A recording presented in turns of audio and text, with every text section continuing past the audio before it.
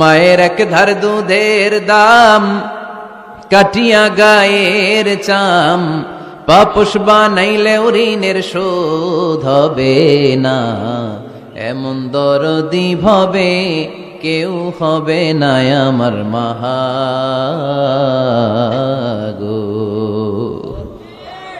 আহা, যাদের মা নাই তারা জানে মা না থাকার কি জ্বালা।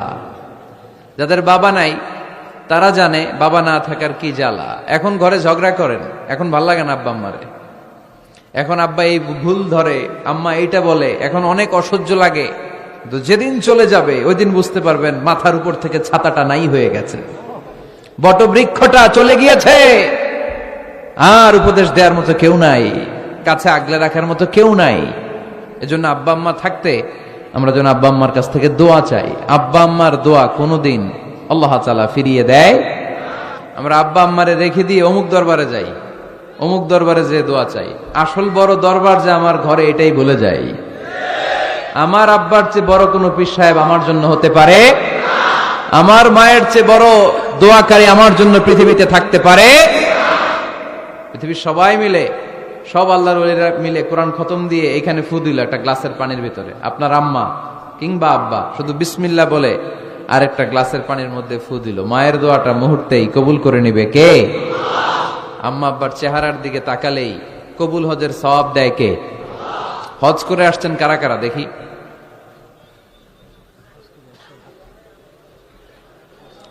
অনেক হাজি সাহেবান আছে, মাশাআল্লাহ, হাত নামান। এই যে 3 লক্ষ 4 লক্ষ টাকা খরচ করে হজ করে আসলেন, আপনার হজটা আল্লাহর কাছে গ্র্যান্টেড, কবুল হয়েছে, এরকম কবুল হয়েছে এই মর্মে হাত তুলতে পারবেন কে কে দেখি? হুজুর আমি নিশ্চিত আমারটা কবুল হয়েছে।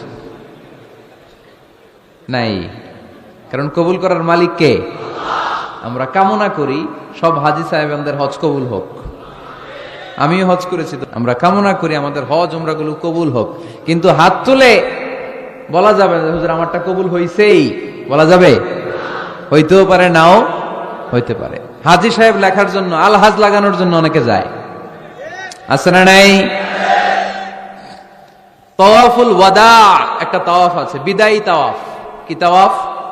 হজের সব কাজ শেষে ফেরার আগে কাবা ঘরের সাথে দেখাটা, মোলাকাত করে আসতে হয়। আল্লাহর হাবিব বললেন সর্বশেষ দেখাটা যেন কাবা ঘরের সাথে হয়, 7টা তাওয়াফ যেন সে করে।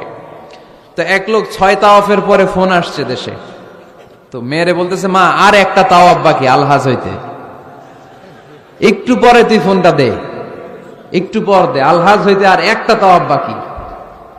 তো উনি গেছে কি হওয়ার জন্য? আলহাজ হওয়ার জন্য। নামের আগে আলহাজ লাগাবেন না। কেউ যদি আপনারে বলে হাজি সাহেব, বলুক, কিন্তু আমি হজ করছি একজনরে দেখানোর জন্য, তিনি কে? আল্লাহ। এজন্য ইখলাসটা বড় জরুরি।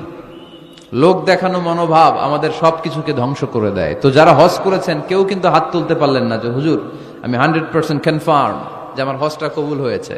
কিন্তু আল্লাহর হাবিব বলেন রহমতের নজরে তোমার আব্বা আম্মার চেহারার দিকে যদি একবার তাকাও, মুহূর্তেই একটা কবুল হজের সওয়াব তোমার আমল নামে আল্লাহ দিয়ে দিবে। চিল্লায় পড়েন আল্লাহু আকবার। এজন্য আব্বা আম্মা থেকে দোয়া নেওয়ার দরকার আছে না নাই?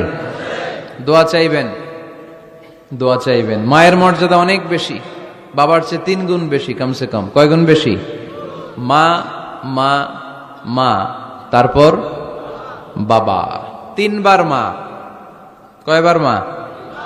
1 বার বাবা। তার মানে মাকে ইসলাম দিয়েছে স্বর্ণ পদক, দিয়েছে রৌপ্য পদক, দিয়েছে ব্রোঞ্জ পদক, আর বাবাকে দিয়েছে সান্ত্বনা পুরস্কার।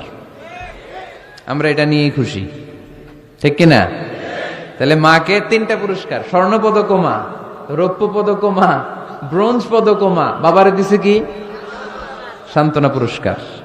এজন্য মায়ের মর্যাদা বেশি। লাউ কাতাআতা জিলদাক, চামড়া কেটে যদি মায়ের পায়ের জুতা বানিয়ে দাও, ছোটবেলা যে মায়ের বুকের দুধ খেয়েছো, আল্লাহর হাবিব বললেন 1 ঢোক দুধের শোধ আদায় হবে না, ঠিক কিনা? অনুরূপ ভাবে মুসাফিরের দোয়া আল্লাহ ফিরিয়ে দেয় না। সফরে বেরোলেই দোয়া করবেন, পারবেন? মনে থাকবে? এখান থেকে ঢাকা যান না আপনারা, আনতা মুসাফির, এখান থেকে ঢাকা গেলে আপনি মুসাফির, দোয়া করা শুরু করে দিবেন।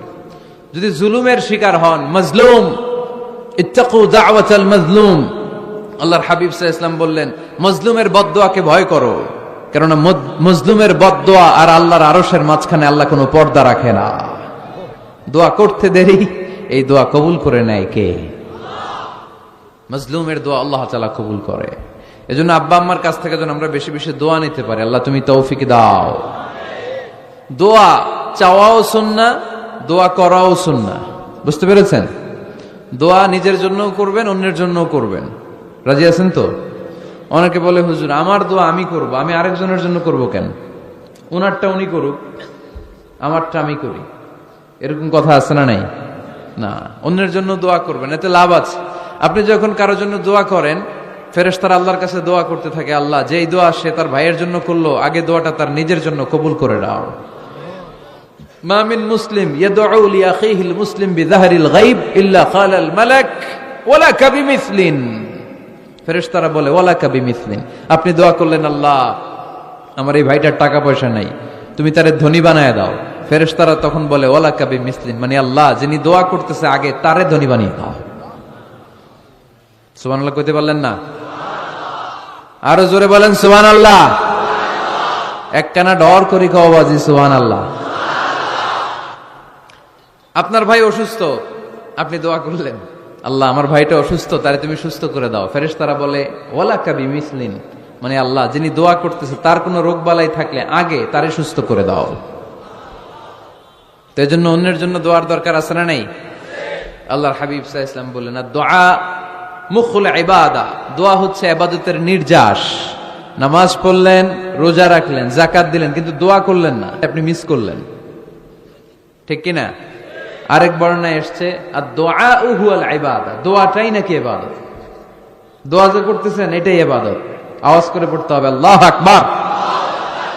এজন্য প্রতিটা সালাতে যখন আমরা নামাজে দাঁড়াই, যখন মুসল্লায় দাঁড়াই, আমরা যখন সূরাতুল ফাতিহা পড়ি, এর মধ্যে আল্লাহ একটা দোয়া শিখিয়েছেন, পড়েন ইহদিনাস সিরাতাল মুস্তাকিম। ইহদিনাস সিরাতাল মুস্তাকিম, ও আল্লাহ show us the right path, show us the correct path। আল্লাহ আমাদেরকে সহজ সরল সোজা পথ দেখান। আল্লাহর হাবিব সাল্লাল্লাহু আলাইহি ওয়াসাল্লাম একবার খেজুর গাছের ডাল দিয়ে মরুভূমিতে একটা টান মারলেন, সোজা একটা টান, আর ডানে বায়ে অনেকগুলো দাগ কাটলেন। আল্লাহর হাবিব বললেন ডানের ছোট ছোট রাস্তাগুলো শয়তানের রাস্তা, ওরা হাতছানি দেয়। আসো নাচের অনুষ্ঠানে আসো, গানের অনুষ্ঠানে আসো, মদের আড্ডাখানায় আসো, জুয়া খেলাতে আসো, ওইদিকে যাওয়া যাবে না। মুমিনের রাস্তাটা সোজা, এটা সিরাতুল মুস্তাকিম। এই রাস্তায় যদি একবার উঠে যান, ডানে বায়ে কোনো মোড় নাই, খালি চলবে, খালি চলবে, ইউটার্ন নাই, কোনো চৌমুহনী নাই। এই রাস্তা শুরু হয়েছে দুনিয়াতে, এই রাস্তার শেষ মাথা ঢুকে গিয়েছে জান্নাতে। এজন্য প্রতিদিন সালাতে আমরা পড়ি আল্লাহ তুমি আমাদেরকে সরল সঠিক পথ দেখাও। আমরা যদি কোনোদিন রাস্তা হারিয়ে ফেলি, আমাদেরকে রাস্তা দেখায় কে? আমি যদি কোনোদিন পথ ভুলে যাই, হাত ছানি দিয়ে কাছে নিও।